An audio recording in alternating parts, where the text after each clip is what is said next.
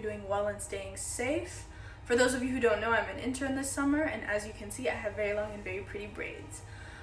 Tomorrow we have our very first video meeting. We've had a lot of audio calls so far, and tomorrow's our very first video one. And this has led me to make a video about how black hair is deemed unprofessional in the workplace. Obviously, I'm gonna edit the video and post it, but I just wanted to come here and talk about my main takeaway for the video because I think it's really important, especially in this like video day and age. Black hair is professional. Our natural hair is beautiful, it's amazing, and it's definitely professional. And it's part of discrimination and institutional racism that we need to fight against every day. And I just hope that we continue to fight this fight until it's no longer necessary to worry about this. Bye. Hi everyone. So at first I had intended to make 2 videos and then combine them into one, the before and after the meeting, to talk about, hair. And then I decided that I wanted to just give you my take after the meeting, just because I tend to get very emotional when I'm stressed, and I want to give an unbiased opinion, right? So as you can see, I have some makeup. I tied my hair back and it doesn't really look like I have braids, but you can still tell because when I move my head to the side, when I look down, yeah. But basically that meeting was, I think, one of the most stressful experiences for me, and I stress for tests, so that says a lot. It was really nerve-wracking in the sense that I really do want this, the place that I'm interning at, to give me a return offer, right? I was thinking about, their perception of professionalism, and it was just really difficult for me in that moment because as soon as I got the email about the meeting, my immediate thought was, I'm gonna undo my hair. And after a conversation with Devin and with my mother, I realized that I should only undo my braids, first of all, when it's time to, but also when I want to. And it didn't feel like it was my decision, but more so me trying to save the image that I thought people should have of me. And at first I also thought, okay, well, if I keep the braids, then I'm just gonna tie my hair back like this and I'm not gonna move so that they don't see my hair. And then I walked into the meeting like this and when they were like, oh, introduce yourselves, I was like, my name is Ines, and no one cared. And I think, I'm lucky to be in an office where that isn't a problem, and I know that there are plenty of places here and in the rest of the world where black hair is thought to be unkept, unprofessional, just ugly looking, and that's not true. I think, I don't know, I just think there's something really magical about hair that defies gravity. And I know that a lot of people say that, but it's true.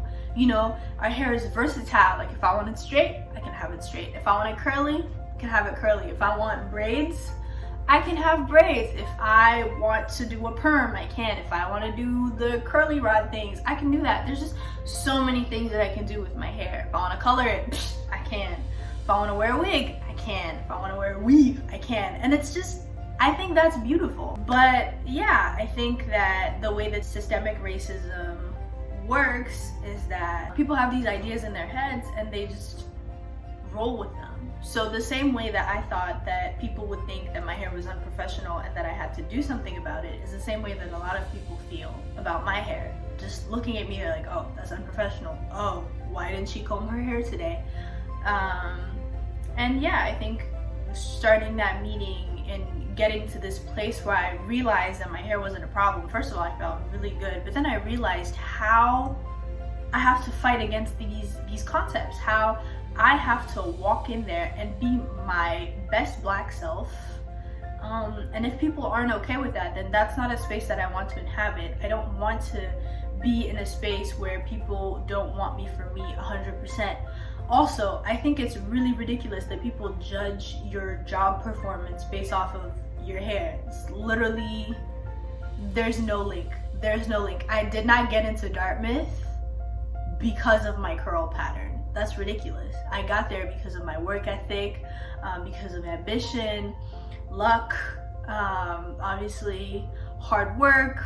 There were a lot of factors that contributed to my quote unquote success, right? And so in that sense, I feel like the energy that I have at Dartmouth, which is very much like African, very proudly African, very proudly Black, very proudly international, it's something that I need to carry, not just in school, but in the rest of the world too. I just feel like it made this meeting, and the fact that people didn't care about my hair just made me realize that no one should care in the first place, and that I should be able to walk into whatever office with whatever hairstyle I deem to be professional.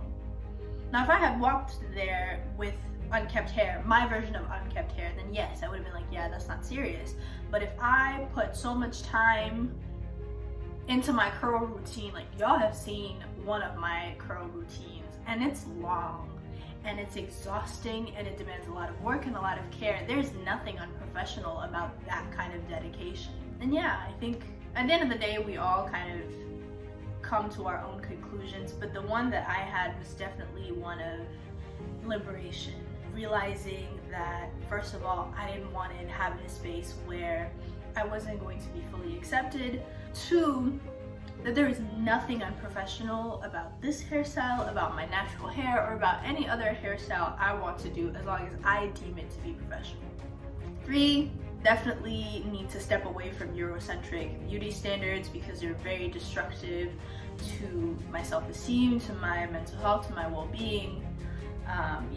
And then the last thing is that if I don't fight to change things, if I keep walking around with this idea that I have to appeal to the white majority, or that I have to change myself to be welcomed into a space, then I'm just going to push my kids and the future generations to do the same, and that's not right. If I see something that's wrong, I need to stand against it. I need to change things. And that's really what I like in my line of work right now. I'm able to see people genuinely create change, and I need to be an agent of that change as well. That starts with me taking a stand against people who say that Black hair is unprofessional, and telling them to reevaluate their beauty standards and their professional standards. In conclusion, I just wanted to say that Black hair is professional, Black hair is beautiful, Black hair is awesome, and I am so incredibly grateful to have the hair that I have, and I love it to bits, and I can't wait for it to grow. And on that note, I hope you stay safe, you have a great day, make sure to take care of yourselves and to allow time for self-care. Main Coach will see you soon for another video. Bye.